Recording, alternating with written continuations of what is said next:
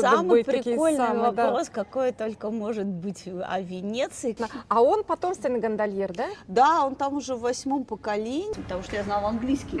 Да. Но я не понимала, что здесь никто английский не знает, потому что на тот момент уже у всех девочек была фотография с гондольером. Ага. У меня не было. Благодарна, что я могу это видеть, что есть такой город, что его сохранили, и мы, и весь мир, миллионы туристов именно для этого приезжают. Итальянец, венецианец, гондольер в Венеции на русском языке нам говорит, я говорю по-русски. Штрафов, конечно, у нас очень много запретов. Ну, можно какие-нибудь вот такие запреты, которые, ну, мы как все люди можем нарушить. У тебя есть путеводитель, да, по Венеции? Да, там ответы на все вопросы о Венеции. Минус 20, у нас там снег по колено, он в этих конверсах тряпочных выходит из аэропорта, и смотрит такой магазин за обувью сразу же. Лазурики, всем привет! У нас сегодня необычный такой формат. Мы сегодня берем интервью очень прекрасного человека, Ольги. Она живет в Венеции. Спасибо. Да, и она сейчас нам будет рассказывать про свою жизнь, про историю, как она здесь у нас появилась. Олю я случайно нашла на одном сайте, и вот мы как-то так списались, дружились и решили встретиться в Венеции и поговорить. Оль, скажи, пожалуйста, вот как Венеция появилась в твоей жизни? Это специально, случайно или вот?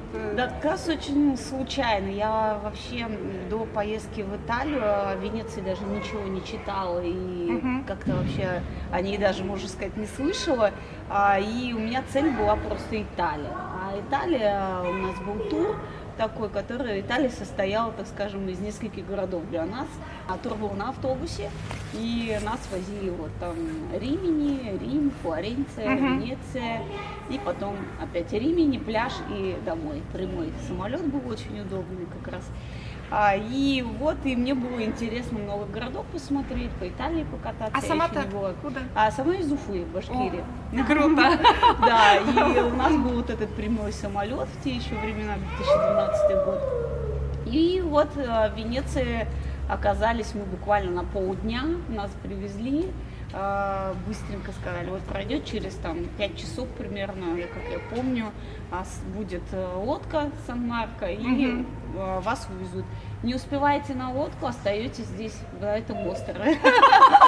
Я помню, прям как сейчас помню, думаю, кошмар, не дай бог еще на лодку опоздать, в каком-то острове останусь, как я отсюда выберусь. И вот эта вот идея фикс, у нас потом, у нас всех девочек там была постоянно успеть на лодку, Какие достопримечательности посмотришь, когда у тебя 5 часов? Абсолютно, мы даже мост Риальто не увидели. Вот приехали, нас на площадь Сан-Марко высадили, и все, мы вот в этой зоне чуть-чуть походили и буквально уехали, потому что когда ты ничего не знаешь, еще и у тебя время вот это постоянно капает, что вот ты там, без тебя уедут. Ну и вот быстро-быстро, и вот так вот и получилась Венеция, первый раз. Так, понятно. Хорошо. А что оказалось самым сложным после переезда в Венецию? Вот.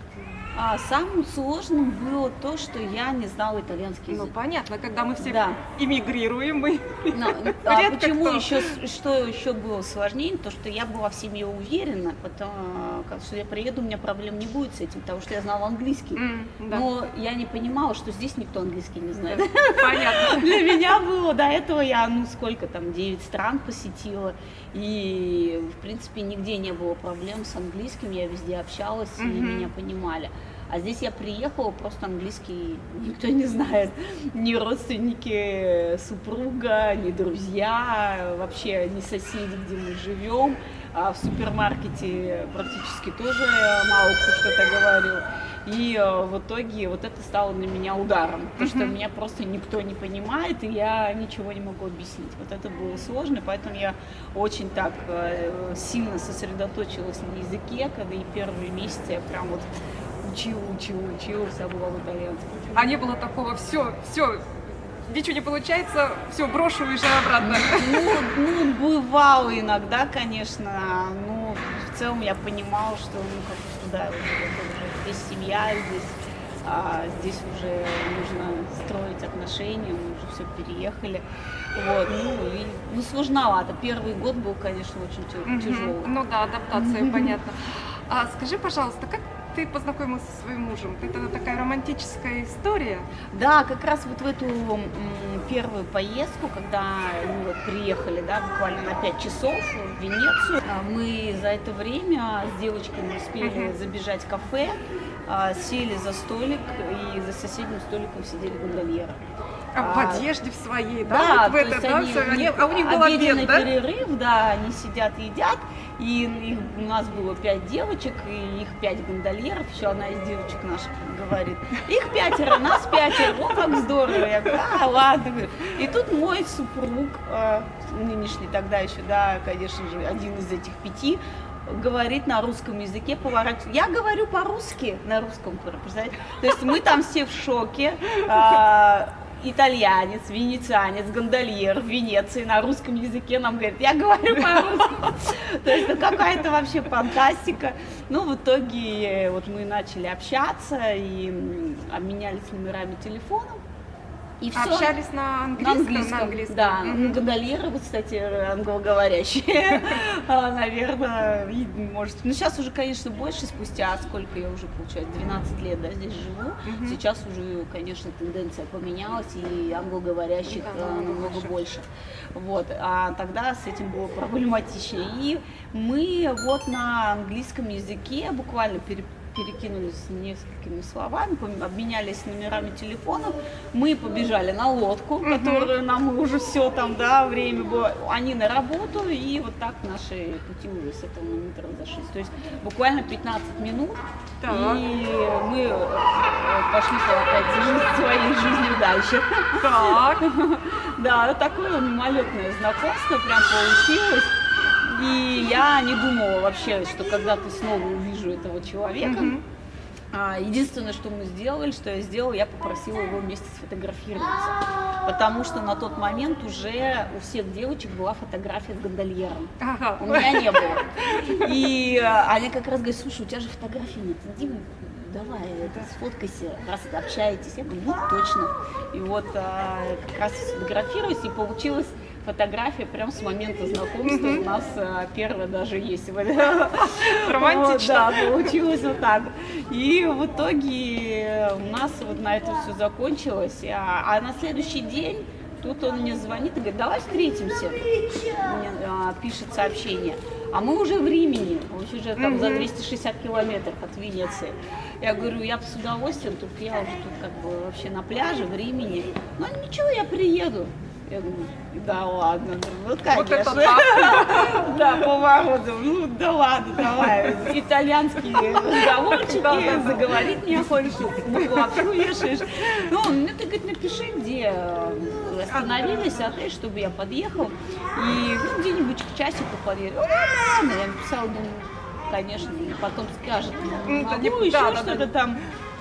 На следующий день, время, час, нету никого. Я говорю, ну я же говорила, сижу, такая, тут сообщение, я тут чуть-чуть опаздываю, через 30 минут буду. У меня там просто вот такой был шок, что я в жизни не могла поверить, что человек, который я там 10 минут видела, на вторую встречу за 260 километров приедет. Все бросил и приехал. Это вообще просто для меня какой-то был шок, я не верила. Я думаю, ладно, сама сижу, думаю, боже, что делать? На что я подписалась, да? Сама, да, не поняла. Вот, ну и в итоге он приехал, да, мы целый день провели с ним вместе, с моими всеми подругами, которые его засыпали там с тысячами вопросов, а после свадьбы где берут фамилию жены, мужей или нет, а сколько детей обычно, а как там это, он уже сидит такой, я тоже сижу, боже, и эти девчонки на него напали. В общем, время у нас вот так вот в общей компании вместе прошло, на следующий день я в 6 утра уже улетела в Уфу. То есть И вот тоже у нас такое было второе свидание, на этом мы расстались, можно сказать. Понятно, значит, и вот ты уехала в Уфу, он остался здесь, в Венеции, и как дальше, вот как ваша вот развивалась ваша Да, то есть отношения? там уже практически 2 месяца мы потом не общались, была тишина, я думаю, ну все как бы, даже у меня даже не было никаких там мыслей, что продолжать общение абсолютно, то есть я понимала две разные страны и абсолютно сразу же вообще забыла обо всем этом. Но потом мне в Фейсбуке пришло от него сообщение, он такой говорит: а ты что мне не пишешь на номер? Ты почему никаких сообщений нет? Я говорю, ну так, а ты почему? Так я-то понятно, у меня с телефона упал в канал. Понятно. У меня нет никаких номеров. Я каждый день, говорит, захожу в Facebook, каждый день искал Оля Уфа, Оля все профили. Я, говорит, замучился искать, и вот он нашел, потому что я ему Вот это любовь. да, номер телефона только давала, а пишет он мне в Facebook. То есть, и в итоге он тут, оказывается, все это время искал мой контакт.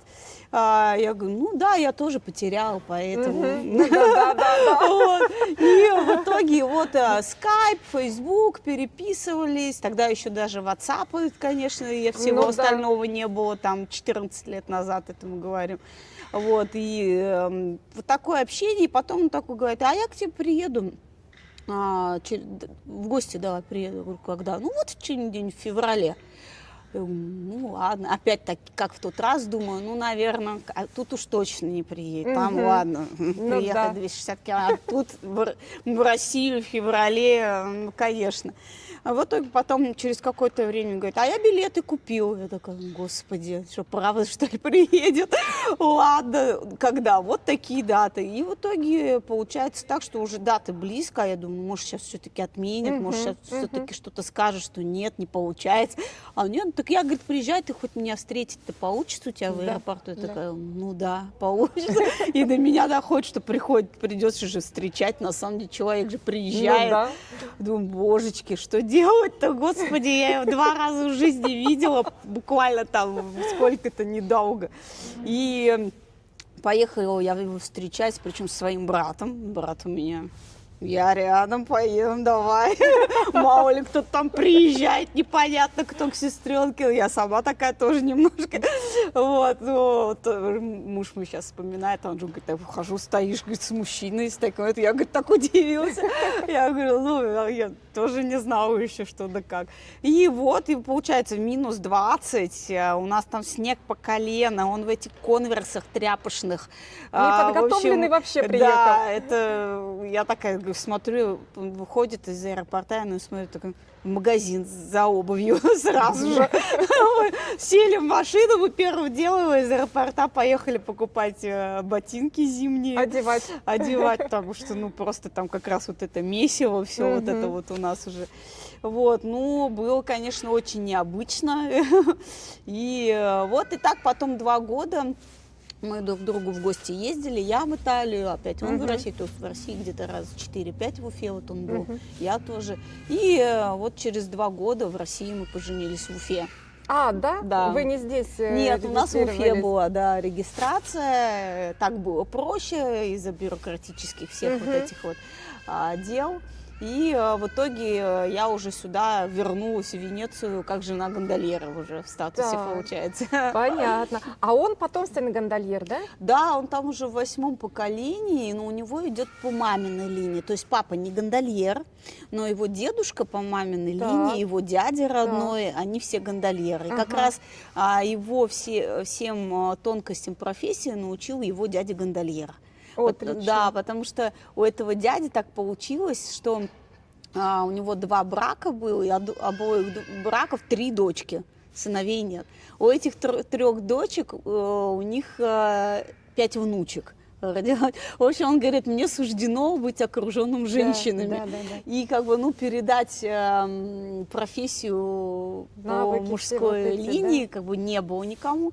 И поэтому, конечно, он сосредоточился на Анджело, и ему уже вот все рассказал, его научил, как управлять гондолой, и все маневры делать, все остальное. И потом, когда был экзамен на гондольеров, в школу гондольеров, Анджело его прошел, и уже поступил. То есть там огромный конкурс, ему очень повезло, и он вошел в вот это вот небольшое количество. А гондольером может стать любой или только это передается по наследству? Гондольером может стать любой. Обязательных требований при поступлении не что. Вот только ты, если из семьи гондольеров, ты можешь пойти. Такого нет. В принципе, и среди коллег моего супруга тоже есть те, кто впервые в эту должность пошли. Но большей частью получается так, что становятся именно потомки гондольеров, потому что они знают, как вот это вот все тонкости, да, и может научить правильно управлять лодкой именно сам гондольер, потому что нет ни одних курсов, где именно гондольеры учат этому. А есть какие-то вот традиции семейные у гондольеров, что-то вот такое, какая-то изюминка, как не у всех? В целом у самих гондольеров прям вот что-то особенного, отличительного от остальных венецианцев такого нет. И они просто чтут, конечно, традиции Венеции, и в целом все как и везде. А такой вот романтический момент катает на гондоле? Ой, у нас на самом деле очень редко бывает такой, как, знаете, сапожник без сапог, да? Потому что лодка, она, конечно, для работы, и она постоянно в движении. И даже, например, если, допустим, супруг, когда супруг отдыхает, ему вот в свой выходной один день в неделю катать снова на гондоле кого-то абсолютно не хочется, потому что катают они, бывает, работают по 15-16 часов. То есть очень сильно устают, и это постоянно на ногах. Единственное у него желание, когда у него выходной, это лодку вообще не видеть и о ней даже не вспоминать. Поэтому, чаще, когда я катаюсь на лодке, я катаюсь с туристами, когда у нас прогулочная какой-то, вот такой вот встреча. И на нашей лодке с супругом очень редко, я там, можно посчитать, раз 6, наверное, за 12 лет я прокатилась. Вот так вот, жена потомственного гондольера. К сожалению, такая ситуация. Понятно. Ну, а есть какое-то у вас в Венеции место, которое вот ваше романтическое, где вы можете прийти, посидеть? Ну, вот в единственный выходной, конечно, отдохнуть. Да, вот вообще мы очень любим вот этот район Канареджо, где мы сейчас с вами находимся. По первой причине, потому что вообще здесь именно родился мой супруг. Здесь он вырос, и здесь как раз вот за стеной, там вот у нас дома, там живут все тети, дяди и родной дом моей свекрови находится. Понятно. Вот, то есть это район, где живут все наши родственники со стороны супруга. И здесь нет туристов. Вот представляете, мы сейчас с вами в разгар карнавала находимся, где толпы просто в центре, там не пройдешь. А мы сейчас сидим одни во всем дворике. Да, двор большой. Дворик, и если учесть, что это и ресторан там, и здесь отель. Да, это хостел, отель, здесь все вместе. И, то есть дворик монастыря бывшего, и мы одни здесь. То есть это просто, вот таких вот мест немного в городе, и о них мало кто знает. Туристы практически никогда сюда не заходят.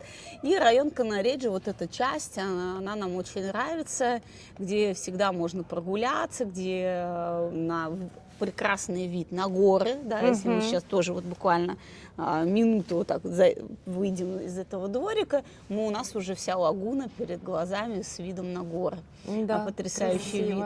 Поэтому тут, конечно, прям вот самое наше любимое место, и в этом районе мы чаще всего время проводим. Да. Оля у нас занимается туристическим бизнесом. Оль, а вот какие вопросы иногда туристы такие задают, что, как сказать-то, что вот, выбивает даже из колеи, вот какой-то странный вопрос может быть. Самый прикольный вопрос, какой только может быть о Венеции, когда мне пишут: посоветуйте отель с собственной парковкой для машины. Отличный вопрос. Это вот вообще просто самый класс, когда вот такой вопрос. Просто, сразу понимаешь, что человек ничего никогда, нигде не читал про Венецию. Так. И просто вот ты первый человек, который вылетел из Венеции. И вот все. И сейчас начнется поток всех остальных вопросов, потому что, ну, ясное дело, что хоть когда-то кто-то, если что-то слышал о Венеции, Да, он понимает, с что здесь здесь машин просто здесь нет, дорог здесь нет.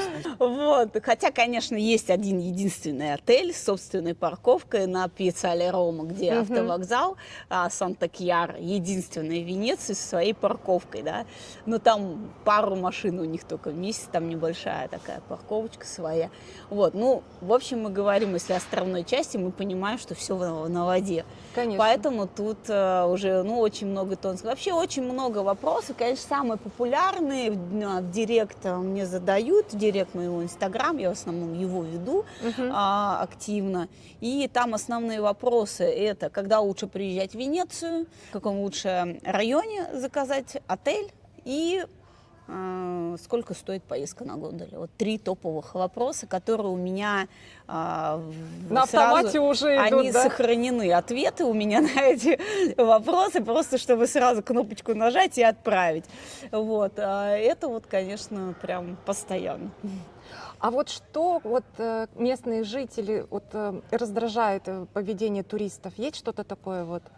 Вообще, честно говоря, венецианцев очень легко раздражать всем, просто своим присутствием. Учитывая, что здесь 47 тысяч местных жителей, да, а в год приезжает больше 20 миллионов это туристов. еще лайнеры перестали ходить? Не, они не перестали, они ходят. Просто они сейчас перестали проходить мимо Сан-Марко, но они же есть. И кто приезжает на лайнерах, они также приезжают в Венецию. Просто понятно. есть шаттл, который привозит с Маргеры до островной Венеции. Ну, больше всего лично вот меня за 12 лет, сколько я вот с этим городом уже связана, меня больше всего вот напрягает и раздражает то, что когда сидят и едят люди на улице, прямо на ступеньках мостов, на прохожей части, когда сидят, ты даже ногу проходишь по мосту, ты даже ногу поставить некуда, везде сидят люди, причем за это даже штраф, да, у нас предусмотрен. Да? Да, в Венеции нельзя на улице есть, сидеть, и за это до 150 евро штраф сразу же может полицейский выписать.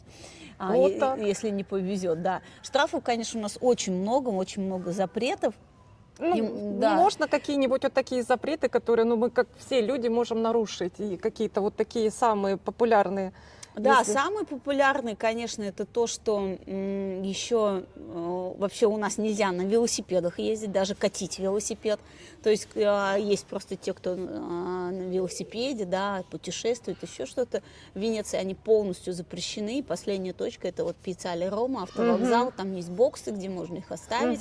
И ни в аппараты, ни в автобус водный, никуда заходить с велосипедом вообще нельзя. То есть тоже вот за это сразу штраф. Вот. А штраф за то, что, конечно, баллончиком кто-то где-то нарисует граффити, никакие нигде нельзя, это тоже все запрещено.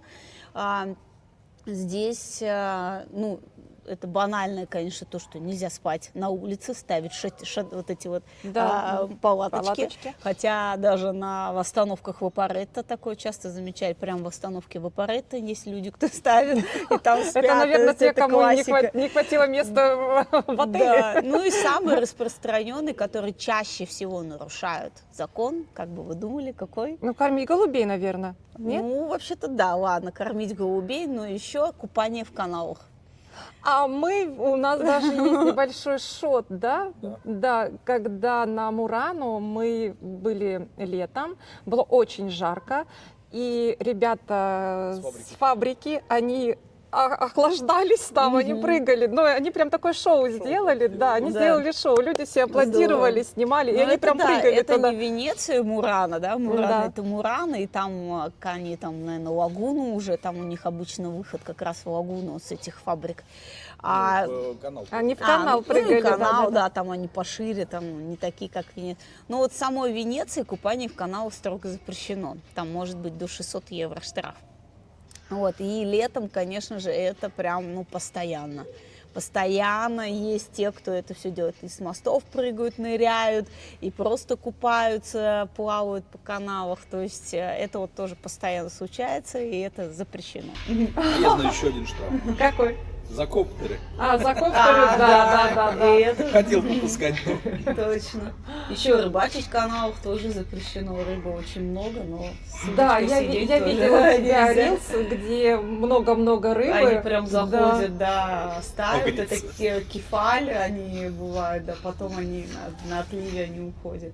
Я вот сейчас, пока мы дошли до тебя, я сейчас выглядывала, есть, нету, но вода очень прям уровень воды высокий, поэтому да, сегодня высокая опять вода. Да, ну и сейчас, знаете, наверное, да, у нас дельфин живет. У нас на постоянной основе сейчас прям вот напротив Сан-Марко, в этой лагуне, там всегда живет дельфин. То есть те, кто ездит на вапоретто, на лодке, проезжают, и рядом с ними прыгает дельфин там. классно. Да, у нас ему дали имя уже Мимо, его зовут. И постоянно его за ним следят, эти службы города, смотрят, в каком он состоянии, потому что одно время там были царапины от винтов, видать, бедняжка. какие-то бывает такое. Вот, то есть его периодически смотрят за ним, мониторят состояние, но у него все отлично. Его пару раз пытались в море выводили, он обратно возвращается. Ему понравилось. Слишком хорошо, слишком все спокойно, рыбы полно, Самое ешь сколько главное. хочешь. В общем, у него тут райское местечко, никуда он не хочет уходить, поэтому у нас вот на постоянной основе теперь есть дельфин венецианский. А каким бы вот одним словом ты назвала бы свою жизнь в Венеции? Словом одним. Ну, можно двумя. Женя, а потом сама ответишь на этот вопрос про Ниццу, ладно? Ой, я бы больше, наверное, сказала слово терпение. Почему? Потому что, в Италии после России очень все дольше происходит. Намного, очень-очень много разных моментов, в которых прям вот нужно привыкать, нужно терпение, чтобы все это себе принять, чтобы это тебя не напрягало, чтобы влиться во все это тоже такой, как сейчас принято модно говорить, вайб, да, такой. Да. Вот, и, самое важное это терпение, пациенция, как здесь говорят, во всех сферах. Мне жизни. кажется, это проблема всей Европы, потому что у нас во Франции то же самое. Просто всего приезжаешь мира, со да. своим менталитетом, и Да. И мы- все окружающее под тебя не подстроится, не должен подстраиваться. Да, потому что или мы- терпеть. Да, потому что у нас действительно нам нужно все вот сейчас, В данный сегодня, момент, да, быстро. не надо нам там растягивать на это на У неделю. нас просто опыт двух переездов Да, с у вас России в вообще. Эквадор, а потом с Эквадора еще сюда. И там один менталитет, один язык, здесь другой язык, другой менталитет. Да. Ты не ответил на вопрос. А вот то же самое, наверное, то же самое. Хитрюга.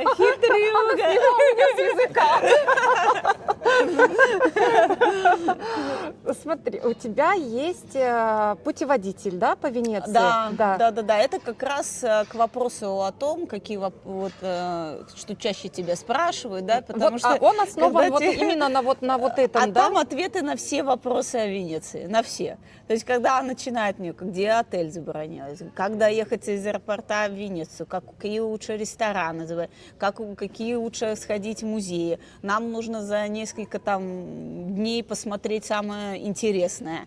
То есть, где попробовать все самое вкусное, что нужно пробовать. И вот эти вот постоянно, то есть вопрос, где купить билет, где есть ссылка заказать такси, чтобы доехать, потому что у нас нет, да, у нас Уберов и Яндекс Такси, и разное остальное у нас нет. То есть миллиард вопросов, и на все на них есть ответы. Просто я сделала так, я говорю, собрала, читайте все мои посты в Инстаграме, там их тысячи, к примеру, но там вся полезная информация есть, там вся информация о Венеции есть, если читать мои посты. Вот. Полностью я ничего не скрываю, у меня все в открытом доступе, пожалуйста, сиди, изучай, читай, да, но если у тебя нет времени, и ты хочешь, чтобы все было структурировано, и сразу кнопочку нажал, зашел в Google Maps, дошел, забронировал, то вот я сделала вот этот удобный гайд, он электронный, как раз чтобы ссылки были все кликабельные. Отлично. На Google Maps, ты сразу нажимаешь, и тебе маршрут, куда идти, и полностью все прописано по всем оглавлениям, по всем пунктам. Тоже на каждый пункт нажимаешь в оглавлении, и сразу тебя в эту главу переходит. То есть все очень быстро. На телефон, на компьютер, куда хочешь скачивать. Некоторые у меня даже вот туристы, кто приезжают много раз в Венецию, они вообще просто его распечатали, у них цветная книга прошита, они каждый раз приезжают с этим моим распечатанным гайдом, просто его открывают, и каждый раз у них полностью, они время просто не теряют, просто так, потому что те, кто знает Венецию, они знают, что нужно сюда приезжать подготовленным, чтобы ее хорошо узнать, потому что здесь каждый день терять просто так, ходить с Сан-Марко до Риальто очень жалко.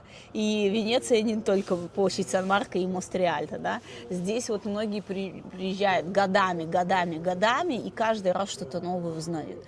Поэтому очень это удобно для тех, кто вот хочет такое, и удобно для тех, кто первый раз, кто вообще понятия не имеет, что здесь, как вообще где устроено. припарковаться в Венеции. Да. Где парковки, все парковки, пожалуйста, сколько стоит, где оставить, как забронировать, все расписано, как от них доехать до Венеции.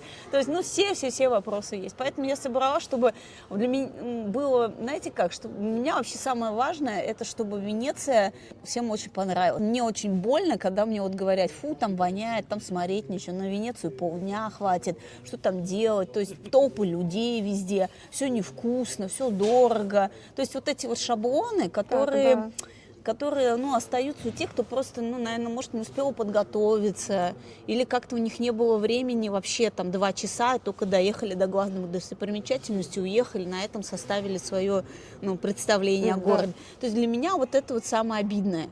И я именно вот это все делаю, поэтому все посты пишу, я ничего не скрываю. То есть я не публикую в Инстаграме просто фотографию Сан-Марко, доброе утро из Сан-Марко, и все, да, из Венеции. То есть у меня все посты содержательные. И там всегда что-то есть нужное, что нужно знать о городе. И поэтому именно делается для того, чтобы люди знали много о Венеции. Да. Туда углублялись и говорят, что понимали, оказывается, стаканы не везде ты купишь, и они будут муранские. Многие приезжают просто, я в Венеции, значит, везде муранское стекло. Да. Везде маски, значит, везде маски. Если везде маски продают, значит, они все венецианские. Нет, то есть там пластик, там стекло не венецианское. И, то есть я обо всем этом пишу. Для многих это открытие на самом деле. Они просто, даже в голове у них не возникает какой-то момент, что вот здесь могут быть подделки. То есть, и для кого-то это особенно открытие. Я учу, что вот такой стакан с точечкой вот здесь, с отверстием, которое от трубочки, где выдували, должна быть. Проводишь пальчиком, значит, вручную сделан. Гладкое – это не муранское стекло, а фабричное где-то сделано. И вот такие моменты, они должны быть, о них нужно знать. Ну, и конечно. Именно для этого я все это веду. Я трачу очень много времени на каждый пост. Сейчас у меня 2 детей, и времени еще меньше, но все равно я не сдаюсь. Вот, и поэтому, конечно, гайд тоже для меня стал, я поняла, что он нужен. Это очень удобно, и у меня даже многие долго, меня на самом деле его просили, даже многие мне писали, надо такое, надо сделать, похоже, что-то. И я вот это все структурировала, мне ушло много времени, потому что все это собирать тоже уже был ребенок, и была работа, и семья, большой. И все это ты структурируешь, сидишь. Вот. И это не чат GPT, который многие считают, сейчас там написал вопрос, и тебе составил маршрут. Абсолютно нет, потому что то, что пишет он, это далеко вообще от правды. Но часто мне вообще он пишет, я тогда рассказала про этот мост рук, может, знаете, руки вот эти в Арсенале. Я и мимо проезжала даже на лодке, делала видео, вот эти вот, этот мост стоит, я это все публикую, говорю, мне говорят, а вы что, не знаете, что там рук нету? Чат GPT пишет, что их уже там давно нет, вы что, Оля? Я говорю, это мираж. Когда я проезжаю на лодке, каждый раз это мираж. Вот. И, то есть, вот такие вопросы. То есть, да, то есть, представляете, кто-то реально, действительно пишет, вот чат GPT, они не идут, они не смотрят, они не уверены, что там ничего, например, нет. Он пишет, все, эти руки, их убрали с того места, там вот эти знаменитые, которые на Гранд-Канале, у моста, их убрали. Но то, что есть инсталляция, и они говорят, она есть там, в некоторых других городах. Да, похоже, конечно же, уже сделано, тоже есть в других, и путешествуют даже по миру. То есть, ну, тут как стояло, все так и стоит. Никуда не делать. И много таких моментов, очень неправильных, которые люди приезжают и вот такой вот получают неверную информацию, к сожалению. Ну, поэтому тут все из первых уст. Отлично, ссылочку мы вставим в описании. Спасибо. Да. Все контакты Олины будут тоже, Олины контакты будут в описании, так что я думаю, обращайтесь. Спасибо. Да, будет вам классно проведенное время в Венеции с пользой. Да, это точно. Мы сами по своему опыту понимаем, первый раз приезжаешь, просто прошел, что увидел, то увидел, не увидел, не увидел. Во второй раз уже так осознанно. Уже осознанно. В начинаешь. третий раз уже просто идешь и уже начинаешь кайфовать. Так, это я знаю, да, о, тут что-то новое. Но изучать мы специально редко изучаем. Но получается, не знаю как, всегда находим что-то такое вообще вах. То есть тот же самый Арсенал, про него особой информации нет. Да, музей там вот этот арсеналовский, который, да, где-то гондолы, Военно-морского, да, военно-морского. Его Мы шли вообще просто нигде нет. Арсенал. Заходим, идем такие лодки, посмотрели в самом начале, выходим, идем там, заходим такие, сын старший идет чуть впереди, он заходит за угол и такой, ничего себе, аж выразительное слово. Выразительное слово было, ничего себе. Подводная лодка стоит. Я такой, что материшься? И хожу такой, ничего себе. И я тоже. Да, есть такое. Ну вот в Венеции очень много таких моментов, многие удивляются, там, потому что есть полноценные футбольные поля в самом острове, да, вот тоже такие, да ладно, не может. То, что здесь прям есть свои виноградники в самой Венеции, вино, да, не то, что там острова, виноградники у нас есть, а прям даже в самой Венеции. То есть очень-очень много таких пунктов, на самом деле, которые просто даже те, кто много очень раз приезжают, говорят, господи, когда же мы все здесь посмотрим? Да, мне кажется, Венецию можно посещать и каждый год, каждую поездку или что-то все равно новое будешь открывать. Да. И все равно останется что-то, что ты не увидел, не увидишь. Точно, так и есть. Оль, а скажи, пожалуйста, чем благодарна ты Венеции вот в данный момент? Вот что она тебе дала? Ну, понятно, деток. Да, конечно, семью, да, новую жизнь, можно сказать. Ну и, конечно, просто я благодарна Венеции за то, что она есть и ее сохранили.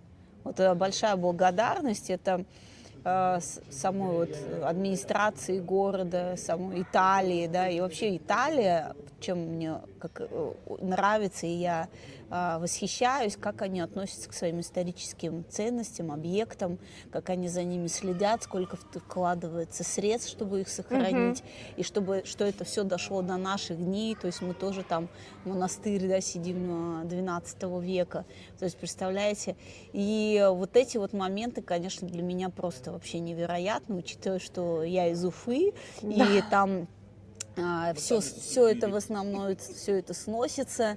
Каждый раз, я вот тоже помню, когда мой супруг приехал первый раз, мы ходили по старому центру, и там, знаете, такие деревянные у нас домики были с резьбой из дерева, ажурные, невероятно красивые, просто как вот примерно в Иркутске их сейчас сохранили, потому что там есть Байкал, и все-таки там туризм, да, большой. А у нас тоже в Уфе были целые улицы, кварталы, потрясающие исторические дома, которых сейчас нет, и сейчас там просто многоэтажки, их все это сносится, и вот хотя это в прям... России земель свободных, да, но оставили все эту в центре красоту, вот. развивай рядышком. Вот именно, и для меня это прям огромная боль, и он такой, я помню, как он приехал, я показываю эти, да, он говорит, они, наверное, под патронажем ЮНЕСКО, они там, наверное, защищаются, чуть-чуть там государством полностью там запрещено вокруг. Если бы, говорю, ты скоро веришь, нет, говорю, здесь скоро построят торговый центр. Не может быть, как это возможно? То есть для итальянцев это просто даже разговора нет, для них это какое-то варварство и непонимание, как можно сносить историю такую. Да. И в этом плане я, конечно, восхищаюсь Венецией, потому что здесь основная часть застроек была до 17 века, да, то есть город, да, представляете, основное это вообще до 17-го все построено было, и ты ходишь и все видишь вот эту историю, это невероятно, поэтому я просто вот благодарна, что я могу это видеть, что есть такой город, что его сохранили, и весь мир, миллионы туристов именно для этого приезжают, чтобы на вот эту пошарпанность посмотреть, на эти неидеальные стены. И когда тоже мне говорят, что заштукатурить нельзя было, что все здесь какое-то старое, все обваливается. Многие говорят, я говорю, в этом весь шарм. Привыкайте, в этом красота тоже своя есть. И Венеция, конечно, в этом плане для меня вообще идеальная. Один мой самый любимый город, конечно, после родной Уфы, это второй самый мой, я считаю, красивый город в мире. Вообще пока, сколько я путешествовала на данный момент, сколько у меня там всего, 26 стран, красивее города я его не видела. Для меня самый красивый. Отлично. А правда, что он уходит под воду? Вот за 12 лет, пока ты тут живешь? Постепенно, конечно, идет, да, проседание, это и есть. И сейчас из-за того, что новые, скажем так, нововведения в городе, это там лодки моторные, да, которые ил поднимают, которые дают движение на фундамент. И все это там тоже большие вот эти вот лайнеры, которые приходили, тоже все это вымывает, портит. То есть это все, да, вот эти колебания, и все это, конечно, постепенный пласт проседает, да, не так быстро, как пророчат во многих СМИ, что там чуть ли не через 50 лет она уйдет. Конечно, всех надо срочно выселить отсюда. Венецианцы в это верить не хотят, они, конечно, не верят. В Венеции, они говорят, больше 1600 лет, она простояла, за 50 лет с ней точно ничего не случится. И сейчас город, конечно, делает все возможное. Вот эта самая дамба, которая защищает от высокой воды, она работает, углубляют каналы, чтобы меньше выходила вода, да, в город. То есть ставят на набережных, закрывают тоже, делают бортики. То есть разными способами, конечно, город сохраняют. Спасают, да. Твое отношение к вот этой нынешней теории, что Венецию не могли построить на этом месте, не могли, то есть нереально было привезти такое количество лиственницы, чтобы вбить и в короткие сроки.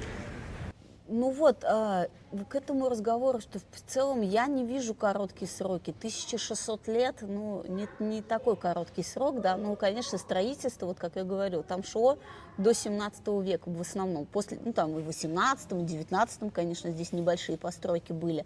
Но это строилось все постепенно. То есть все дворцы за пару лет, конечно, ничего это не строилось. И если были какие-то большие такие проекты, которые требовали именно длительного вот этого строительного процесса, чтобы привозилось дерево, оно вбивалось.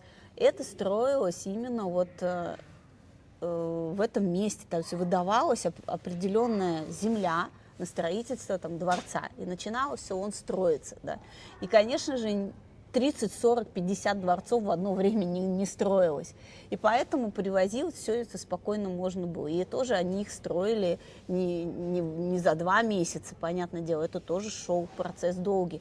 Поэтому в целом она строилась, город строился постепенно. Многие веками менялся город, да, и выдавались земли государством под дворцы, под здания, под все это. Поэтому я считаю, это абсолютно нормально, это делалось, и даже есть исторические документы, где об этом все написано, да, и как это рисунки, как бивались сваи, как это все происходило, и мы все это, и до сих пор даже водолазы National Geographic ныряли и смотрят и видят эти сваи, как они вбиты. То есть это все можно посмотреть. Да, это существует. То есть, болтануть может каждый. Сейчас, конечно, я понимаю, что для охватов, рейтингов и просмотров, нужно что-то такое, тему Да. выплеснуть, которая поднимет волну. И, ну, можно, это каждого можно рассуждать на любую тему, все что угодно. Вот, поэтому, да, очень часто такое особенно начинается после того, как люди видят, как уходит вода из каналов. Потому что у нас сейчас пока высокая вода, а скоро, уже там к концу февраля, в начале марта будет обратный эффект, будут сухие каналы. Это тоже каждый год происходит. И каждый год тоже по всему миру в СМИ Венеция обмелела. Каждый год. Кошмар, ужас, Венеция обмелела. Воды в каналах нет. Опять зима пришла. Да, воды в каналах нет. Все, сухие каналы. Мы все это понимаем, что это тоже на пару часов, да, на отливе. Это каждый год тоже так происходило, вода уходит, и лодки просто стоят на земле. И вот когда лодки стоят на земле, ты видишь, как к домам, там вот эти, там к ним ступеньки, получается, идут ко входу в дом с воды. Да, есть у многих, кто Да, на канале, мостики, да. если дом на канале стоит, у него есть вход в дом с воды. Потому что если приезжаешь на лодке, чтобы можно было зайти. Понятное дело, ступеньки есть, потому что как ты будешь заходить? Уровень воды постоянно разный, поэтому есть ступеньки в зависимости от уровня воды, куда ты наступишь, чтобы зайти в этот дом. Это не означает, что внизу еще были раньше этажи. Вот. А для людей это для многих сразу же зацепка, что можно сказать, раньше тут, видите, были улицы, и народ заходил по ступенькам домой. То есть, вот, поэтому, конечно же, венецианцы в это не верят, и везде не то, что верят, не верят, тоже есть исторические документы, есть подтвержденные факты, да, истории. И история тоже здесь сейчас, которая рассказывается, она не рассказана бабушками на скамейке, это взято из архивов. Исторические архивы Венеции, есть источники, которые все это подтверждают. Поэтому, я 100% для себя уверен, что именно тысячелетиями намывались земля из рек, которые сюда впадают в лагуну, образовались островки. Венеция состоит и больше из 100 островков, 120, 118, 121, да, как многие говорят. И на них вот уже постепенно стали застраивать первые люди жилища, поселения делать. И в итоге вот она превратилась в такую, как мы сейчас видим. Поэтому это абсолютно нормально и реально было сделать, по мне. Оль, спасибо огромное за интервью. Вам спасибо, что предложили, что пригласили. Очень приятно было познакомиться спасибо, с что вашей семьей. нашла время. Конечно, выделила для всегда нас. рада. Да. Все ссылочки в описании, контакты с Олей будут у нас в описании, так что... Спасибо.